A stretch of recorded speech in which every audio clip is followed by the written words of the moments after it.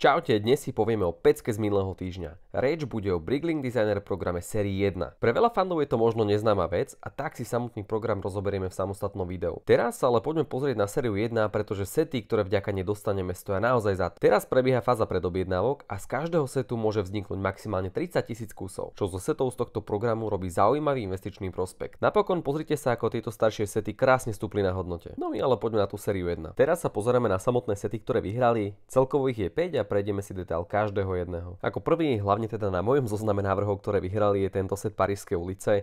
No a ako už vypoveda názov, tak set je situovaný v Paríži a nájdeme v ňom bistro, kvetinárstvo a pre Francúzsko typický pekáreň. Skvele sa hodí do stavby mesta, kde môže doplniť napríklad parížsku reštauráciu alebo tým štýlom stavby boutique hotel. Cenovku má stanovenú na 290 eur a počet dielikov je 3500. Podarilo sa mu splniť limit 3000 objednávok a do výroby sa teda dostane, avšak ku dnešnému dňu mu stále chýba viacej ako polovica. To znamená, že z hľadiska nejakej budúcnosti to môže byť dosť zaujímavý set. Staré vlakové depo dostávame ako ďalší zo setov a tento vyzerá naozaj parádne. Na prvý pohľad zaujíma tento kolový vozík, napríklad tieto veľké hodiny. Na dvere sa vedia otvárať, takže dnu viete zaparkovať akýkoľvek vlak. Po tomto sete bude naozaj veľký dopyt a to hlavne zo strany Lego vláčikárov. Čo sa už ukázalo, pretože tento set dosiahol plných 30 000 objednávok a teda už ho neviac možno predobjednať. No a toto je za mňa najväčšia pecka z celého programu a vôbec jeden z najkrajších setov Lega, aký som úplne že kedy videl. Je to horská pevnosť a celkovo Lego začína opäť šlapať do stredoveku a to robí určite dobre. Pretože to, že vyhral tento návrh, ukazuje, že to chce aj komunita.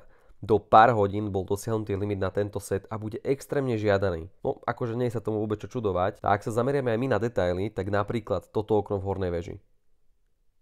Hej, pozrite sa, ako vyzerá.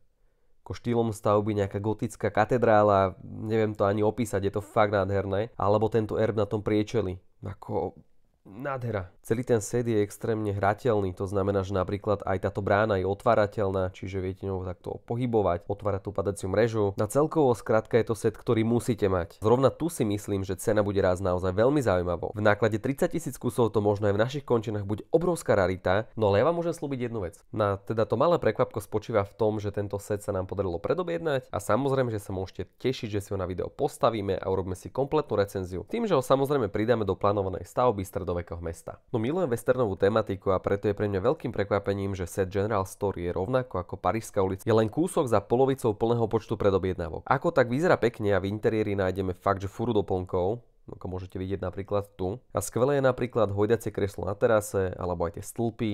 Ten dizajn vyzerá fakt perfektne. Aj keď sa to možno až tak nezdá, set je pomerne veľký. No a s cenovkou tých 140 eur v tých predobjednávkach je to možno cenovka vyššia, než ktorú by som bol ochotný dať napríklad aj ja. Než bol zlý, ale skôr ako som spomínal, vyzerá to na veľký hype stredoveku a na tú westernovú tematiku ešte asi musí dozrieť čas. No a posledným setom je bufet asi na pláži v nejakom prívese. Je to pekný setík so zaujímavými doplnkami a určite sa bombovo hodí do mesta k nejakej časti pri vode. Super čajka a v princípe netradičný vizuál, no ale príde mi, že so setmi akéhokoľvek občerstvenia sa roztrhlo v rece. Set sa v predobjednávkach vypredal, čo skôr pripisujem tej cenovke tých 45 eur ako nejaké obrovskej atraktivite setu. Všetkým setom sa teda už s určitosťou podarilo zaradiť sa do výroby, pričom Parížskú ulicu a General Store ešte viete stále predobjednávať, a to až do 28.